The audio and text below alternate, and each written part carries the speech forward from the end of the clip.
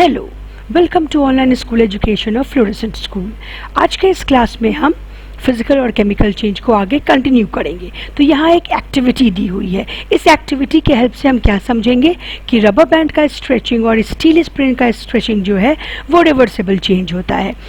हमने एक सपोर्ट लिया है, वहाँ से एक रबर बैंड को हैंग कर दिया और एक जगह स्टील स्प्रिंग को हैंग कर दिया। दोनों पे कुछ वेट डालें। वेट डालने के बाद हमने क्या देखा, दोनों का जो लेंथ है रबर बैंड का और स्टील स्प्रिंग का, दोनों का लेंथ इंक्रीज हो गया। हमें लगा कि ये तो चेंज है, लेकिन जैसे ही हम ये वेट हटाते हैं क्या हो जाता है, रबर और स्टील स्प्रिंग अपना ओरिजिनल शेप रिगेन कर लेते हैं। तो ओरिजिनल से कुछ चेंज हुआ, फिर ओरिजिनल फॉर्म में आ गया। ऐसे चेंज को क्या कहते हैं? ऐसे चेंज को रिवर्सिबल चेंज कहते हैं। तो स्ट्रेचिंग ऑफ रबर बैंड और स्टील स्प्रिंग कैसा चेंज है? रिवर्सिबल चेंज है। यहाँ पे एक्टिविटी 2 दी हुई है जिसमें कि कुछ चेंजेस दिए हुए हैं और हमें इनके सामने लिखना है कि ये फिजिकल चेंज है या फिर ये केमिकल चेंज है। तो चलिए शुरू करते हैं लिखना कि कौन फिजिकल है कौन केमिकल है। बर्स्टिंग ऑफ फायर क्रैकर्स किस तरह का चेंज है? ये है केमिकल चेंज। क्विक लाइम जो स्लेक्ट लाइम बन जाता है वो कैसा चेंज है? वो भी है केमिकल चेंज। क्विक लाइम और स्लेक्ट लाइम क्या है? क्विक लाइम है कैल्शियम ऑक्साइड, वो पानी के साथ जब उसका रिएक्शन होता है तो वो कैल्शियम हाइड्रोक्साइड बन जाता है। ठीक है, ये है हमारा क्विक लाइम कैल्शियम ऑक्साइड और स्लेक्ट लाइम है कैल्शियम हाइड्रोक्साइड। दोनों का केमिकल फॉर्मूला ही अलग है। जब केमिकल फॉर्मूला ही अलग तो ये क्या हो गया? केमिकल चेंज हो गया। फिर कुकिंग ऑफ फूड क्या है? कुकिंग ऑफ फूड भी हमारा है केमिकल चेंज। एक बार चपाती बन जाती है तो उससे क्या दोबारा से फ्लोर बनाया जा सकता है? नहीं। वाटर से स्टीम, वाटर बॉईल कर रहे हैं उसको ढक देंगे तो वाटर ड्रॉपलेट्स प्लेट के ऊपर, जिस प्लेट से हमने वाटर को ढका है उसके ऊपर दिखने लगता है। तो दोनों क्या है? Same water. यानी कि इवापोरेशन और कंडेंसेशन कैसे चेंजेस है? फिजिकल चेंजेस हैं। और आइस और वाटर यानी कि फ्रीजिंग और मेल्टिंग कैसा चेंज है? ये भी हमारा फिजिकल चेंज है। तो हम लोगों ने इस एक्टिविटी को भी कर लिया। फैक्टर्स रिस्पॉन्सिबल फॉर चेंजेस, कुछ ऐसे फैक्टर्स पढ़ेंगे जो चेंजेस करवाते हैं। चेंजेस वेदर फिजिकल और chemical happen under the following condition. Changes चाहे वो फिजिकल हो चाहे वो केमिकल हो, कुछ स्पेशल कंडीशंस होते हैं, उन्हीं के साथ ये चेंजेस होते हैं। Burning of paper, paper burn करके ऐश बन जाता है। क्या उस ऐश से हम फिर पेपर बना सकते हैं? नहीं। तो ये कैसा चेंज है? ये केमिकल चेंज है। रस्टिंग ऑफ आयरन, आयरन जब रस्ट करता है तो वो फेरिसोफेरिक ऑक्साइड Fe3O4 बनाता है। वो क्या दोबारा से आयरन बन सकता है? नहीं। तो रस्टिंग ऑफ आयरन भी केमिकल चेंज है। और अभी जब मैंने आपको आइस और वाटर, आइस टू वाटर पढ़ाया तो क्या बोला? अभी तो मैंने आपको बताया कि मेल्टिंग और फ्रीजिंग कैसा चेंज है? वो फिजिकल चेंज है। चाहे वो मेल्टिंग ऑफ वाटर हो या फिर वो मेल्टिंग ऑफ चॉकलेट हो, दोनों हमारा फिजिकल चेंज होता है। अब आइए कुछ फैक्टर्स देख लें जो चेंज करवाने के लिए रिस्पॉन्सिबल है। इसमें पहला नंबर आता है फोर्स का। Applying a force can change the shape or size of an object. When an inflated balloon is pressed, its shape changes. When a potter applies force on a lump of soil, he gives shape to the lump of soil. Balloon है, simple सा balloon है, ठीक है। जब उस पे force apply करके ही हम उसमें एयर भर रहे हैं, उसका शेप चेंज हो गया। मानते हैं कि ये फिजिकल चेंज है, लेकिन फोर्स अप्लाई किया तभी तो ये चेंज हुआ। उसके बाद पॉटर जो होता है मिट्टी का एक लंप लेता है, एक ढेर लेता है और इसी को अपने व्हील पे चला के, रोटेटिंग व्हील पे चला के इसको डिफरेंट पॉट्स के शेप में ढाल देता है। जब तक इस पॉट को फायर में बर्न नहीं किया जाए तब तक ये हमारा कैसा चेंज होगा? केवल इस मिट्टी से इस मिट्टी का पॉट बनना, इस मिट्टी से इस मिट्टी का पॉट बनना कैसा चेंज होगा? ये हो जाएगा हमारा फिजिकल चेंज। और एक बार जब इसको फायर में बर्न कर दिया गया तो ये फिर हमारा केमिकल चेंज हो जाता है। तो अभी जब हम फोर्स पढ़ रहे हैं तो क्या देख रहे हैं? इस पॉटर ने इस लंप पे फोर्स लगा के एक बहुत प्यारा सा पॉट बना दिया। ठीक है, तो ये हमारा है फिजिकल चेंज। हमारा दूसरा होता है हीट के चलते। Some physical changes such as melting of ice, evaporation of water, cooking of food takes place when the original substance is heated.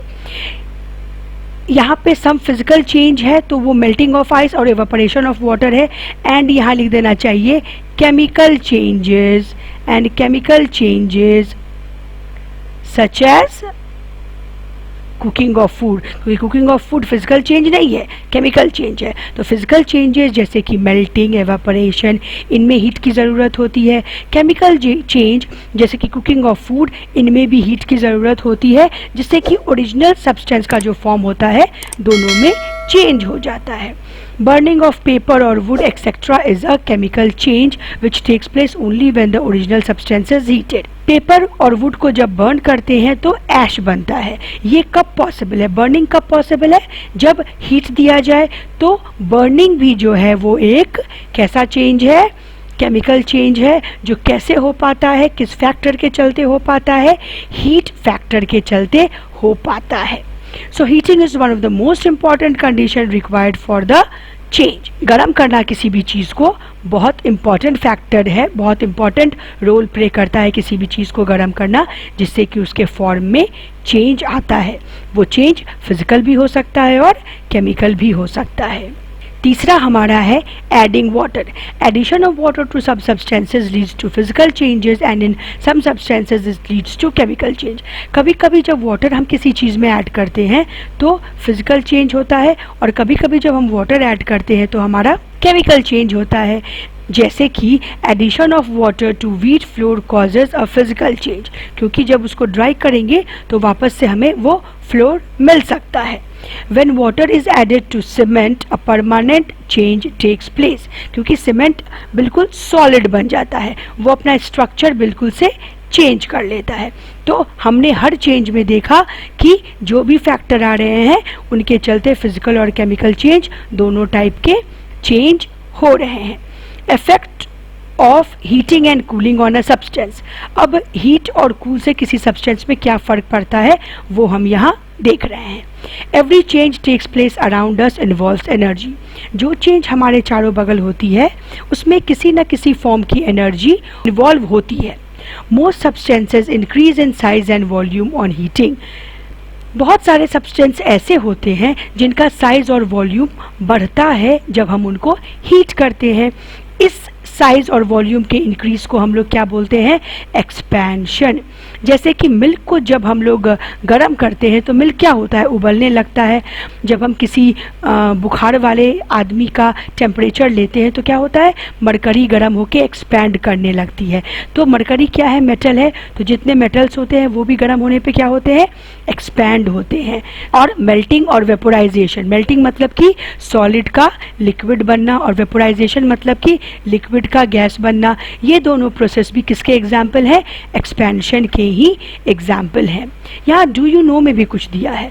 Water एक यूनिक बिहेवियर शो करता है क्योंकि ये फ्रीज करने पे एक्सपैंड करता है, और आइस ज़्यादा वॉल्यूम ऑक्यूपाई करता है लिक्विड से, इसीलिए आइस जो है वो वाटर पे फ्लोट करता है। बाकी जितने भी मटेरियल्स हैं इस दुनिया में उनका सॉलिड फॉर्म उन्हीं के लिक्विड फॉर्म पे फ्लोट नहीं करता है। जैसे आयरन लिक्विड है और आयरन सॉलिड एक बॉल डालें तो वो आयरन लिक्विड जो मेल्टेड आयरन है उसमें वो डिप हो जाएगा। तो वाटर के इस बिहेवियर को बोलते हैं anomalous behaviour of water. Anomalous behaviour of water इसका नाम दिया गया है, वाटर के इस यूनिक बिहेवियर को, या फिर कह सकते हैं एबनॉर्मल बिहेवियर को। उसके बाद ये तो हम लोगों ने पढ़ लिया हीट से एक्सपेंशन होता है। अब आगे देखते हैं कूलिंग से क्या होता है। Cooling causes materials to contract. Contract का मतलब एक्सपेंशन का उल्टा होगा, वॉल्यूम और साइज घटेंगे, इसको हम लोग बोलते हैं कॉन्ट्रैक्शन। सॉलिड कॉन्ट्रैक्ट, सॉलिड में सबसे कम कॉन्ट्रैक्शन होता है, और गैसेज में जब कूलिंग होती है तो उनमें बहुत ज़्यादा कॉन्ट्रैक्शन होता है। ठीक है। Solidification and condensation are examples of contraction. Solidification का मतलब क्या हुआ, लिक्विड से जब हम किसी भी चीज़ को सॉलिड बनाते हैं तो उसको सॉलिडिफिकेशन बोलते हैं, और कंडेंसेशन यानी कि गैस से जब हम किसी चीज़ को लिक्विड बनाते हैं उसे कहते हैं कंडेंसेशन। जैसे कंडेंसेशन ऑफ वाटर वेपर, ये किसके एग्जाम्पल है, ये भी कॉन्ट्रैक्शन के एग्जाम्पल हैं। तो एक्सपेंशन और कॉन्ट्रैक्शन कैसे चेंजेस है, ये रिवर्सिबल फिजिकल चेंजेस हैं। अभी मैंने आप लोगों को कहा कि गैसेस में कॉन्ट्रैक्शन होते हैं और गैसेस सबसे ज़्यादा कॉन्ट्रैक्शन शो करते हैं। तो ये कैसे करते हैं, ये हम एक्टिविटी 3 के हेल्प से समझेंगे।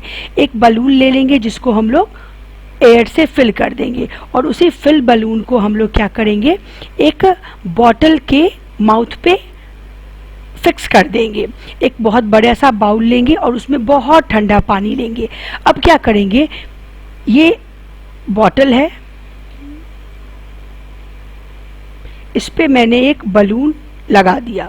अब यहाँ पे मैं एक टब ले रही हूँ, वाटर वेसल, जिसमें कैसा पानी है, आइस कोल्ड वाटर है, यानी कि इससे क्या होगा, बहुत ठंडक है तो ये क्या करेगा, कॉन्ट्रैक्शन करेगा। अब इसको हम इसमें डिप कर देते हैं।